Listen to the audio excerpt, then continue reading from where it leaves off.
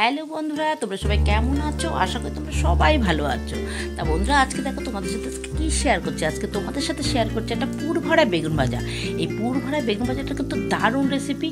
যে একটা বেগুন ভাজা খাবে সে দ্বিতীয়বার আর একবার চেয়ে নেবে। মানে এই বেগুন ভাজা দিয়ে তার পুরো ভাত খাওয়া হয়ে যাবে, এতটাই টেস্টি, কথা দিচ্ছি তোমাদের সাথে। তা বন্ধুরা, তোমরা পুরো ভিডিওটা দেখো, কেউ কিন্তু স্কিপ করবে না। ভালো লাগলে একটা লাইক করো, আর খুব বেশি ভালো লাগলে একটা শেয়ার করে দিও। কমেন্টস করবেই যে তোমাদের কার কিরকম এরকম রেসিপি ভালো লাগে, আর কে কে এরকমভাবে পুর ভরা বেগুন ভাজা খেয়েছো। তার জন্য চলো কীভাবে এটা তৈরি করেছি। দেখো, একটা বেগুন নিয়েছি।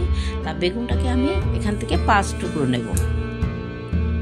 তা বেগুনটাকে 5 টুকরো কেটে নিয়েছি, ভালো মতো ধুয়ে নিয়ে এর মধ্যে একটু নুন হলুদ আমি মাখিয়ে রেখে দেবো।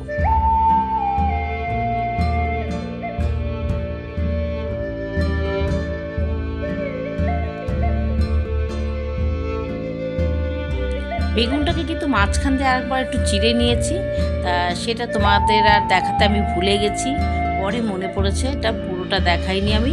বেগুনটা মাঝখানটা একটু চিড়ে নিয়েছি, একটু নুন হলুদ দেখো মাখিয়ে রেখে দিচ্ছি আমি একটু ভালো করে, একটু বেশ নুন হলুদ একটু মিষ্টি আমি এটা মাখিয়ে খানিকক্ষণ রেখে দেবো। যেহেতু মোটা মোটা বেগুন ভাজা, তা মোটা যেহেতু বেগুনটাকে কেটেছি, আর এটাকে একটু ভালো করে নুন হলুদটা মাখিয়ে খানিকক্ষণ রাখতে হবে।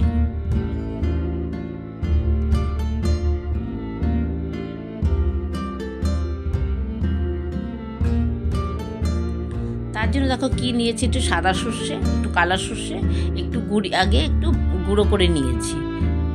তা এর মধ্যে দিয়ে দিলাম পরিমাণ মতো লবণ আর 2টো কাঁচা লঙ্কা একটু জল দিয়ে এবার এটাকে পেস্ট করে নেব। তা কড়াইতে সর্ষের তেল দিয়েছি। অবশ্যই এর মধ্যে সর্ষের তেল দেবে, সর্ষের তেল না দিলে টেস্ট আসবে না। দিয়ে দিলাম একটু কাঁচা পেঁয়াজ কুচি আর লঙ্কা কুচি, এটা দিয়ে একটু ভালো মতো লাল করে ভেজে নেব।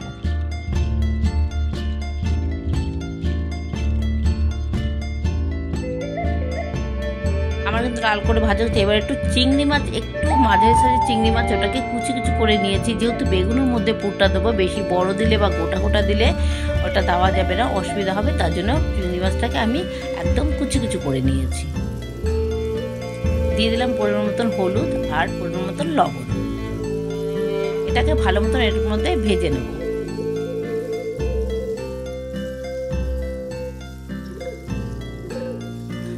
চিংড়ি মাছটা আরও কুচি হলে ভালো হতো, তা আর কুচি করতে পারিনি তাড়াতাড়ি করে। আমি খুন্তি দিয়ে ভাজা হলে খুন্তি দিয়ে।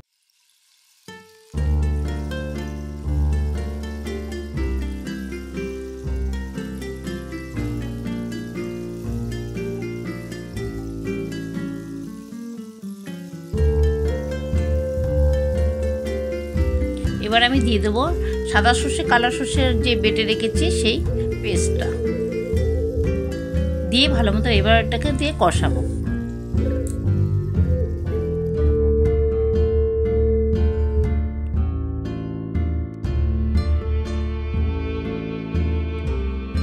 দেখো হয়ে গেছে আমার কষানো। এবার আমি এই পুরটা নামিয়ে নেব, নামিয়ে একটু ঠান্ডা করে তারপরে বেগুনে ভরে দেবো। দেখো ঠিক বেগুনটা এরকমভাবে কেটে নিয়েছি মাঝখান দিয়ে। এবার ভিতরে আমি পুরটা ভরে দিচ্ছি। এই পুর ভরা বেগুন ভাজা বন্ধুরা, তোমাদের সত্যি কথা বলছি, এই একটা বেগুন ভাজা দিয়ে পুরো ভাত খাওয়া যায়, এতটাই টেস্টি লাগে। তোমরা কে কে এরকম ধরনের পুর ভরা বেগুন ভাজা খেয়েছো আমাকে অবশ্যই কমেন্ট করে আমাকে জানাবে। আর এটা কিন্তু দারুণ লাগে খেতে, মানে কি যে বলবো, যে কি টেস্টি খেতে সে বলার মতো না।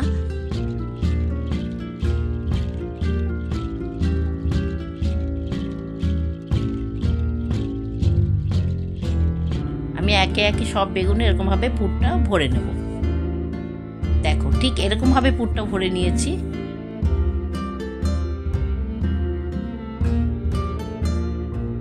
এবার আমি একটা পুরটাকে যে ভরেছি এবার ভাজবো, তার জন্য একটা থালা আমি একটু বেসন গুলে নিচ্ছি। আপনারা বেসন চালের গুঁড়ো সব যে যা দিতে পারেন, কিন্তু আমি একটু বেসন গুলে নিয়েছি নুন হলুদ দিয়ে। তা সেটাকে আর দেখাইনি, দেখো নুন হলুদ গুলিয়ে নিচ্ছি। এবার বেগুনের আমি এপিট ওপিট একটু এই বেসনের গোলাটা লাগিয়ে দিয়ে এক করে বেগুনটাকে ভেজে নেব।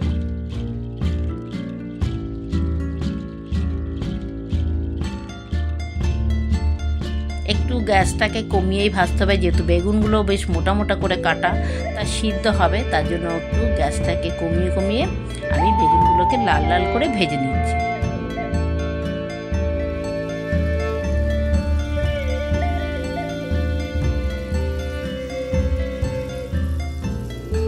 একদম সিদ্ধ হয়ে তুলতুল করছে, সিদ্ধ হয়ে।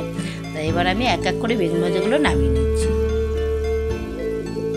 দেখে কিন্তু সত্যি বন্ধুরা লোভ লাগছে, আর গরম ভাতে এরকম ধরনের বেগুন ভাজা অসাধারণ টেস্টি, খেতে কিন্তু দারুণ লাগবে।